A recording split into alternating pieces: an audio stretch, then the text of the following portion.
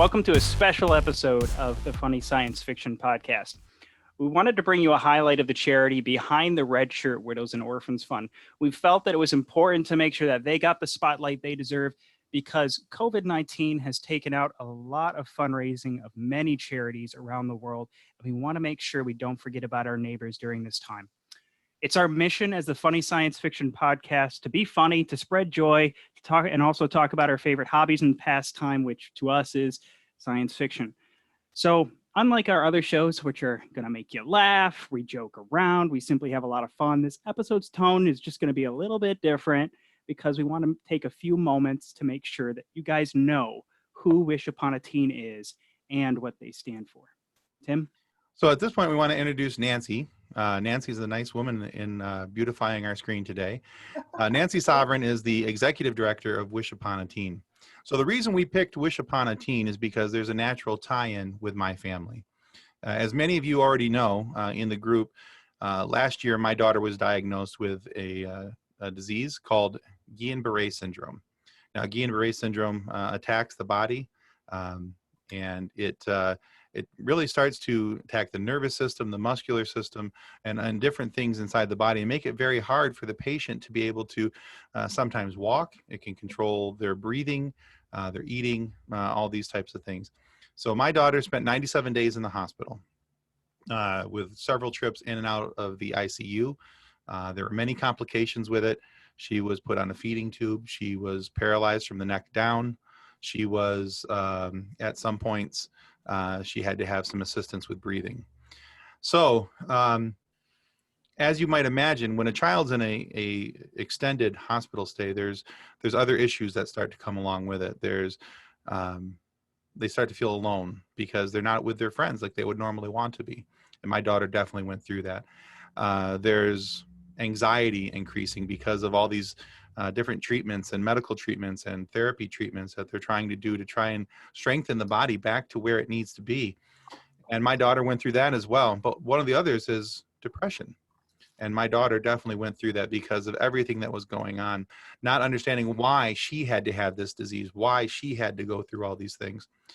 But here's where Wish Upon a Teen comes in. So we had a schedule at Mary Free Bed Hospital in Grand Rapids, Michigan, where we would go and we would do different therapies, whether it was occupational therapy, physical therapy, all these different things. Well, one of the days while we were out doing these therapies and all of us were out of the room, we came back and Nancy and her minions had redecorated our room. They made it a beautiful beach scene. There was pineapple lights on one side of the wall. There was Hawaiian lays all over the bed. There was Michigan branded products on the bed for her, new bedding, new pillows. There were some stuffed animals, all these different things, including some poster board up on the wall behind it with some different beach scenes and images and things along those lines. And that's just a few of the things that were in there. And in all honesty, at the point in which we got this gift in our room, it had been weeks since I had seen my daughter smile. And I cannot put a dollar value on the amount I would have paid to see that smile the way I saw it that day. She was ecstatic. She was thrilled that somebody cared enough to do that for her because we took, and by we, and I'm including myself very loosely here, but Nancy and her group took a stodgy, stuffy hospital room and turned it into a place where my daughter felt comfortable. Where even though she knew that she was going to have to be there and she was going to have to stay there, it was now a more comfortable place for her to be. And that's the awesomeness of Wish Upon a Teen. They go into these rooms and it's a personalized thing. It's not just that, oh, it's a boy, so we're going to do this, or it's a girl, we're going to do this. They find out what your child likes, what their interests are, and all these different things. And when you come back to your room, it is awesome what they do. So Nancy, I'd like to give you the floor here. If you could, please give us a little bit of history about Wish Upon a Teen, how you guys came to be, and really just tell everybody why you're so stinking cool. Oh, wow. Thanks, Tim, for the awesome intro.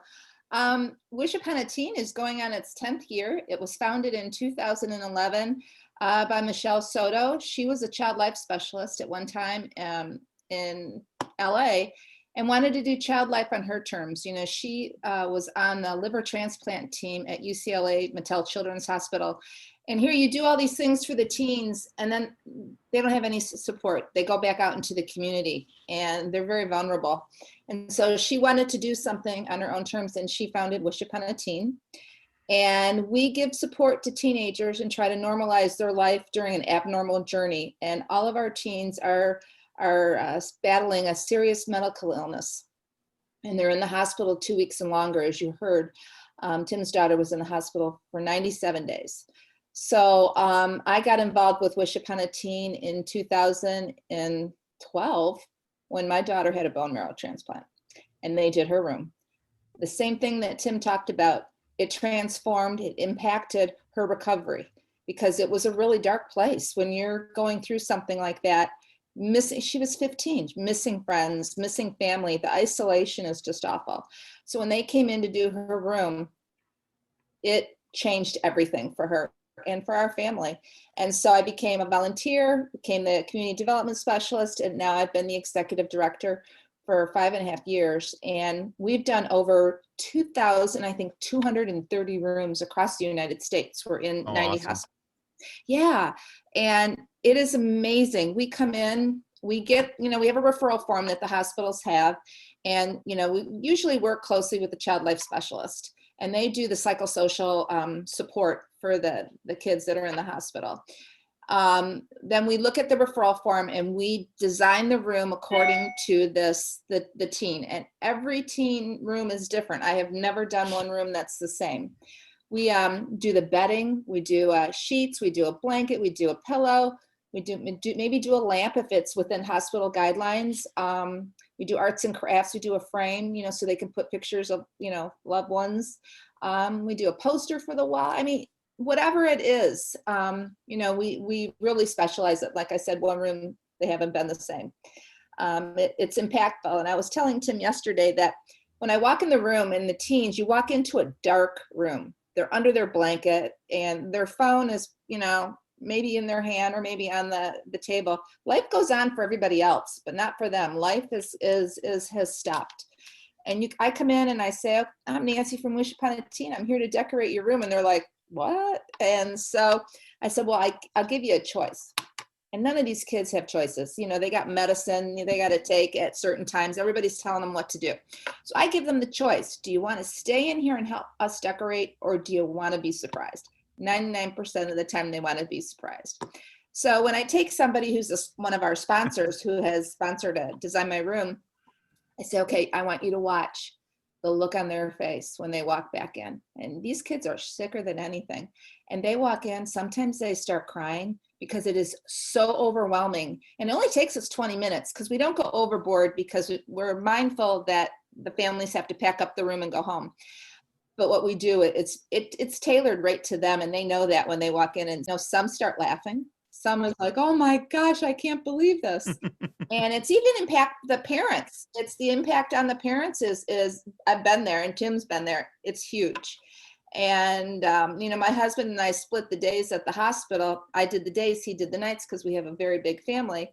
And if there was a time that we had maybe 45 minutes where I had to go home to let kids off the bus, and he was driving in from Detroit to Mott Hospital, I felt comfortable leaving Hope because that room was so beautiful and she was so comfortable. And we noticed that the kids, their anxiety goes down, their depression goes down. They're more, they're not complacent. They're more, they'll take their medicine easily. They want to be involved in their care more. It's amazing. Some kids haven't been talking, and then all of a sudden they get the room design, and now they're talking with their doctor and their nurse, and, talking about, oh, did you know that I like this show? Did you know I'm a big Cubs fan, or a Star Wars fan, or a Star Trek fan? I mean, Star Wars is one of our biggest Design My Room themes that we've done. And it's a fun room to do. It's a fun room.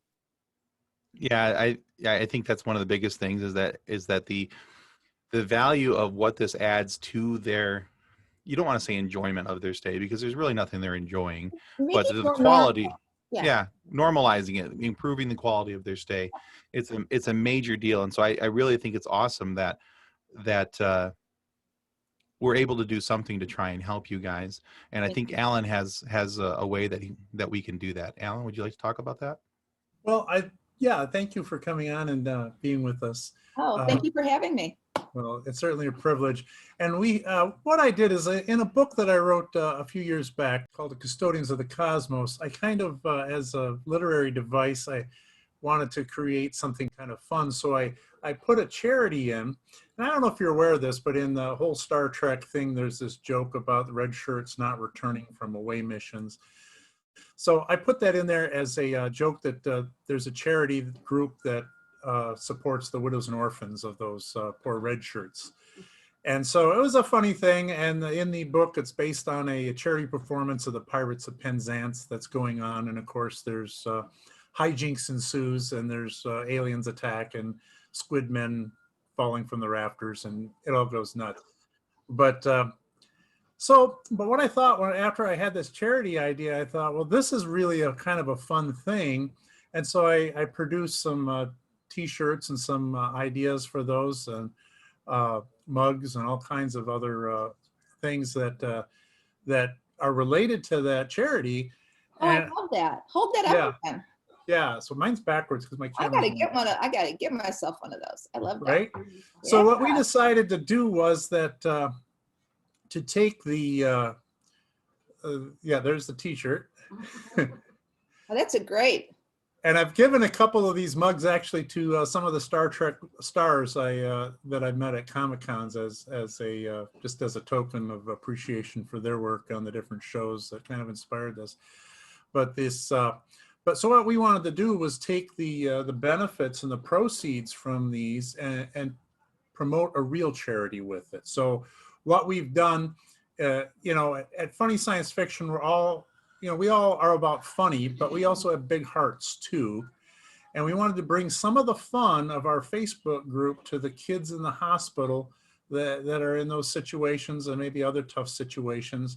And that's why we've chosen Wish Upon a Teen as our charity for this fall.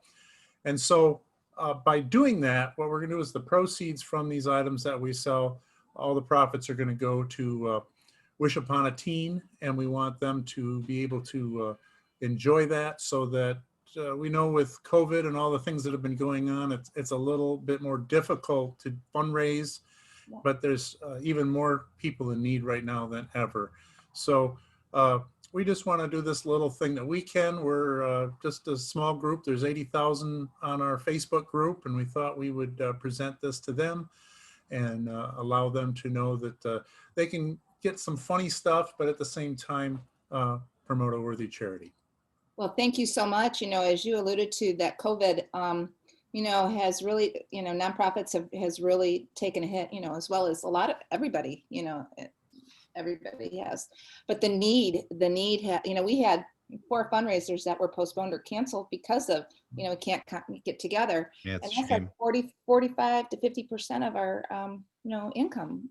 And the need for these teens has increased because they're even more isolated. They can only have one parent that's with them in the hospital, and that has to be that one parent. The one parent can go home, but it has to be that one parent. And so no one else can visit them. So it's been a really difficult time. So what we've been doing is, instead of going in personally to decorate, we've been shipping things right to the hospital, and either the child life specialist or the family will decorate.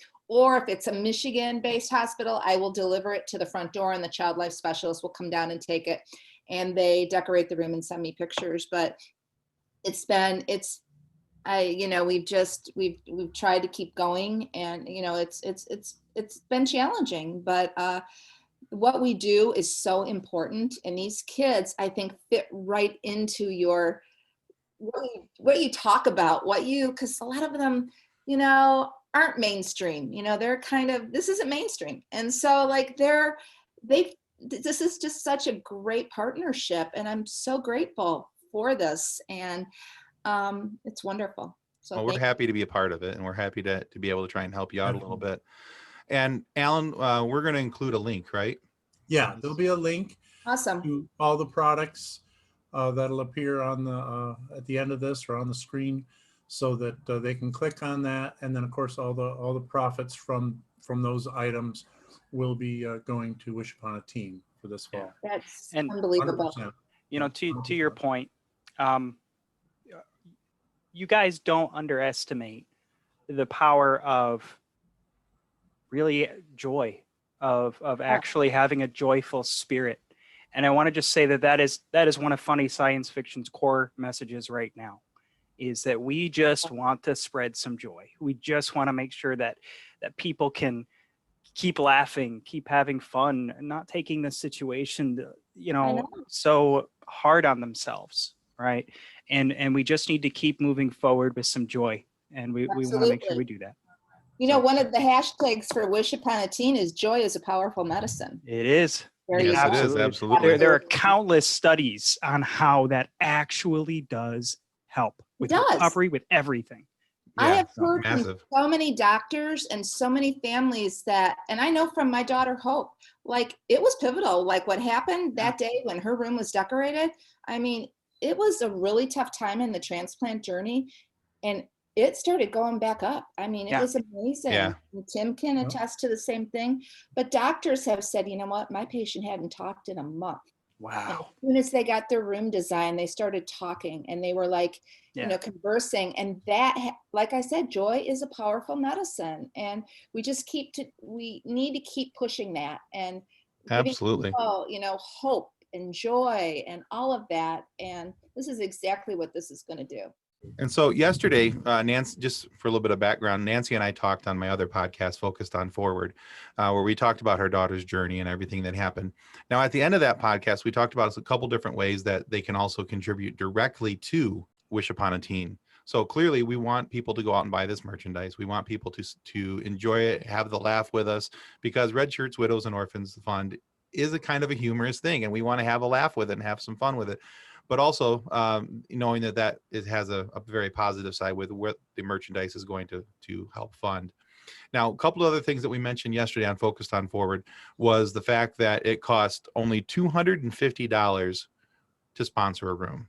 If you want to donate outright $250 to Wish Upon a Teen, you can go to their website, www.wishuponateen.org, and you can go there and you can donate to that page. You can donate $1, you can donate $250, because even if you're just able to donate $1, it's all going to add up. And so we're, I'm sure that they would be more than happy to accept your $1 donation. Absolutely. So, but don't think that the only way that you can contribute to Wish Upon a Teen is just by going out and buying one of these T-shirts. Another thing to think about, and we mentioned this on the other podcast as well, is that if you shop on Amazon, if you go to smile.amazon.com, you can select a charity that a portion of every one of your purchases will go to that charity. Now, my family, for instance, our selected charity is, of course, Wish Upon a Teen. So we've been donating right along with our purchases through Amazon. So if you're already an Amazon Prime member and you're already buying stuff through Amazon, because, 2020, or if it was already your destination of choice to buy things, just go to smile.amazon.com, select Wish Upon a Teen as your charity, and do it like that. So, but there's several ways here for you guys to be able to contribute, to be able to donate, and to really get these kids the help they need. This is an awesome, amazing charity. What they do, it cannot be understated how valuable they are. Thank you so much, Tim. And Alan and Josh and Nick, right? I got everybody's name right? You got them. Nailed it. So, I have half a chance to get it all right. You nailed it. Wonderful. All right. Well, thanks, Nancy, so much for being on our show. Oh, thank you for having me. Thank you so much. Wonderful. Absolutely. All right. So. Well, thank you, everybody. You're wonderful individuals, and I feel so grateful to have met you, and thank you so much. Thank you. Take care, Nancy. Thank you. Nice to meet you. Thank you for listening or watching. Don't forget to subscribe and like us on your favorite podcast platform and YouTube. If you've enjoyed our podcast, why not come join our Funny Science Fiction Facebook group too? It's filled with giggle-worthy memes and gags. Visit our website, www.funnysci-fi.com. That's FUNNYSCI-FI.com. You can also support us on Patreon, where you can get transcripts, bonus episodes, and other fun merch.